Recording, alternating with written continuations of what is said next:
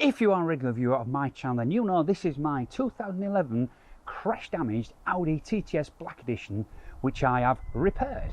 I have replaced the wing, the bonnet, the rad pack, installed a TTRS replica bumper and fixed all the faults that was on the dashboard. But today we start with the mods and we're going to be installing what's in these boxes onto this car. But before we begin, we need to do something about the mess under this bonnet because this engine is disgusting. So let me dig up some cleaning products. Let's get this cleaned up. And here is my arsenal of products. So I've got various sort of bumper black type things that'll bring plastics back up, and I've got a gunk, which is a degreaser, a couple of agitating brushes.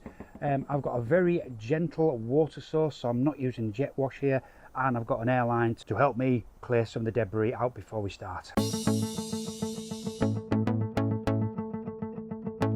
So this is going to be a 5-stage process, and stage 1 is engine prep. So we need to identify any electrical areas that are going to be affected by the water, and we need to get those protected and protect the engine.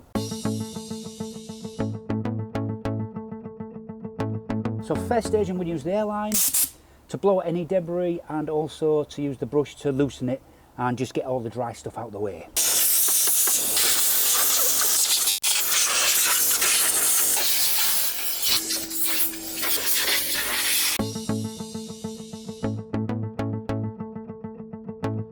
So as we all know, engines today have lots of electrical components on them. This one isn't that bad actually, but we can see a few sensors, etc. We need to be aware of them. Now, a lot of these sensors are waterproof connectors, but only really sort of showerproof. You don't want to be jet blasting water into them, so be careful when working around them. But the rest of it is not too bad. Make sure that your oil dipstick is plugged. If that's out there like that, some water could get in. We don't want that. Make sure that's pushed all the way in. And obviously we need to protect the alternator. We do not want any water getting in there, so we'll cover that up when we come to doing the washing. So this is a fuse box area, so don't want to be blasting water directly into that. And there's various electrical connectors down here. Again, they're fairly waterproof, but only showerproof, so we don't want to go mad and blast into that. But this is the same for any engine. Just don't be stupid. Don't go blasting the water into the electrical parts. But you should be able to sort of just lightly dose them with water, and that shouldn't be a problem. Right, let's get back to the cleaning. So the next stage now is to cover this engine with plastic, because we're going to actually clean just the outer peripheral and under the bonnet first.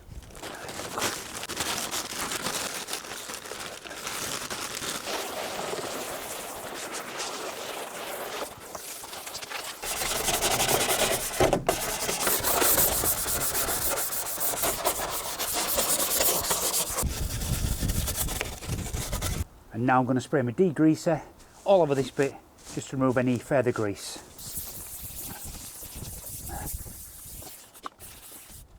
Now I'm going to leave that for about 10 minutes, let that do its job, and then we'll come back and rinse it off. 20 minutes later. And now we again rinse off the surface with water.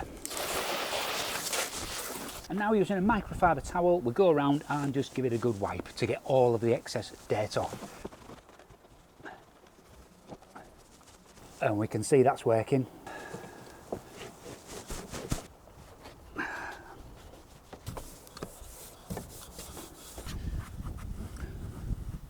Now this bit is done, we can now remove the plastic cover and protect the bits we need to protect underneath and start working on the actual engine. So just like before, we're going to spray a load of degreaser over the engine, and then we can agitate it in with the brushes.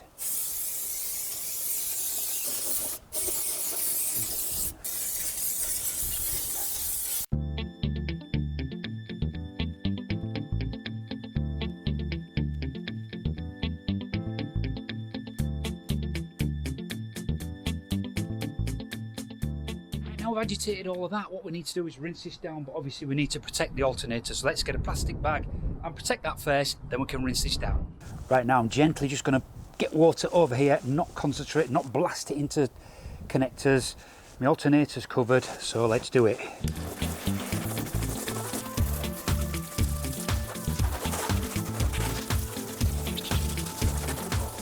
Dear, I think I need to remove this. It just shows where my rad pack has come from, doesn't it? So I think we need to get rid of that, because I don't want that on here. That looks stupid. So next phase now, so wash down, is to get your microfiber towels and dry it all off.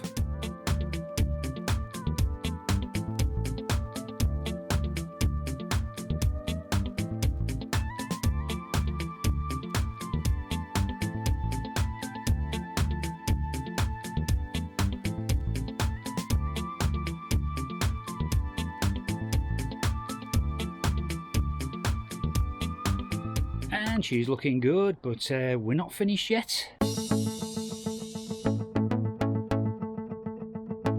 Now that brings us on to the last stage, which is detailing. So I'm going to start using this, which is black trim wax.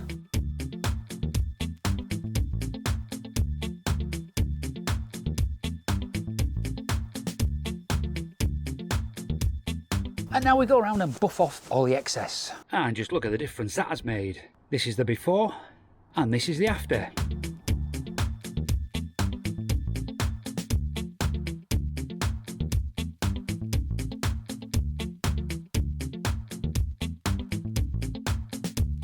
To finish that off, let's install what's in this box.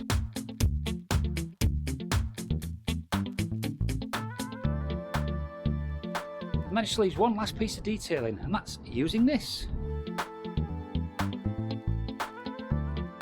Perfect. So now it's time to do what I'm meant to be doing today, and that's to install this onto the car. Let me show you what it is.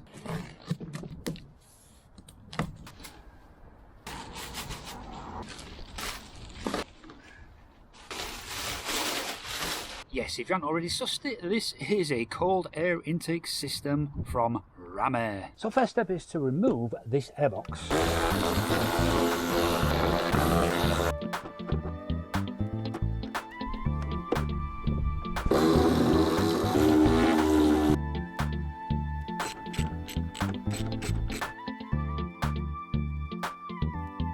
Right, on this car, I couldn't get these out, so I've had to force the airbox off over these.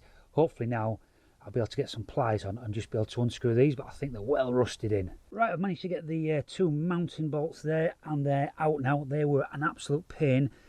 Yeah, they're like plastic on the top, but go through to a rubber bit and then through to a metal bit. So what I did, I took this bracket off. It's only 1, 2, 3 bolts there. I took that off, then I took it onto my workbench, and I managed to get these out there.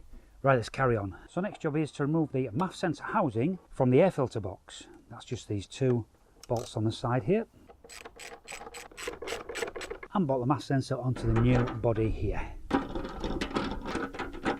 And now we install the heat shield into the place where the old airbox used to be. The front mount is just straight through, whereas the rear one, you need to use the supplied spacer just to lift it up at the back, so it keeps it nice and square. It's a little bit fiddly because you've got to get this through and get in between the spacer.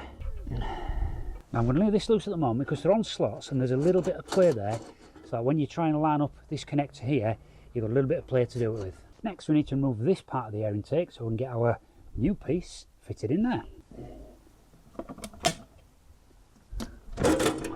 Not forgetting to put the hose clamp on first and push this piece in there.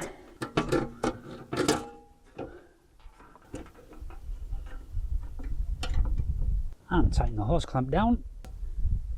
Now this bit here is pushed right over top of this, but I don't suppose it matters as long as I clamp it around that area there.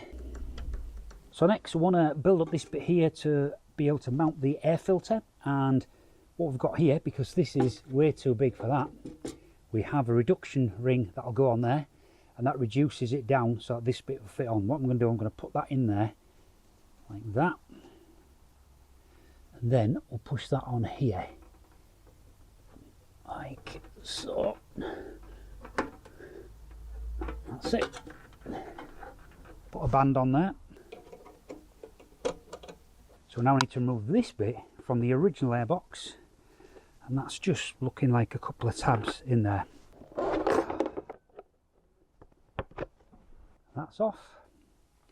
Now that is supposed to fit in there, which it kind of does. Not very well, but when we put the other bit on, that will hold that together.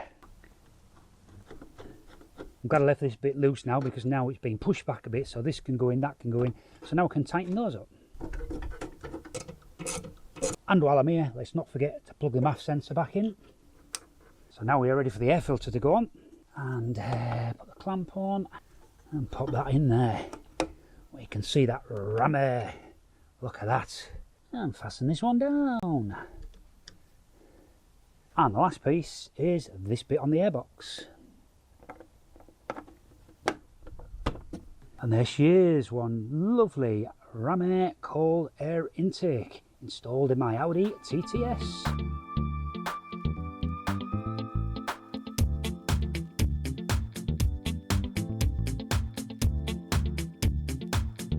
And there we have it. So this is my new engine bay, which is looking 100% better than it did at the beginning.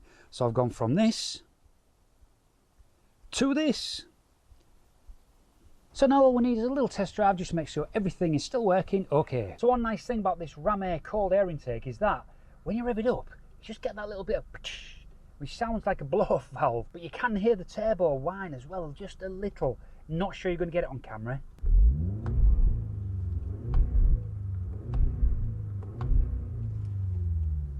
Yeah, you probably didn't get it on the camera, did you? But it sounds amazing. Right, I've got a nice bit of straight road here, all to myself, so let's give this a blast and see what she's like. Here we go. Oh, on a four-wheel drive, wow. Just gets you off the line. Woohoo! Wow, yeah, I was just 60.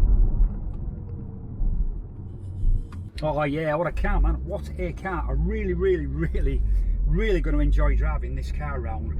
It drives beautifully. I love it, I love it. Not as much as the SVR like, but I do love the car. And now we've got that little turbo. Yeah, that's just made it for me, that. Absolutely fabulous. So that's it guys for this video. If you really did enjoy this, then subscribe to my channel and give me a thumbs up, because it costs you nothing, but it really does help the analytics for my channel. And I've got some more mods for this car. Well, I've got some more mods for all my cars coming up in the near future. So subscribe, because you don't want to miss out on those. So until the next time, stay safe.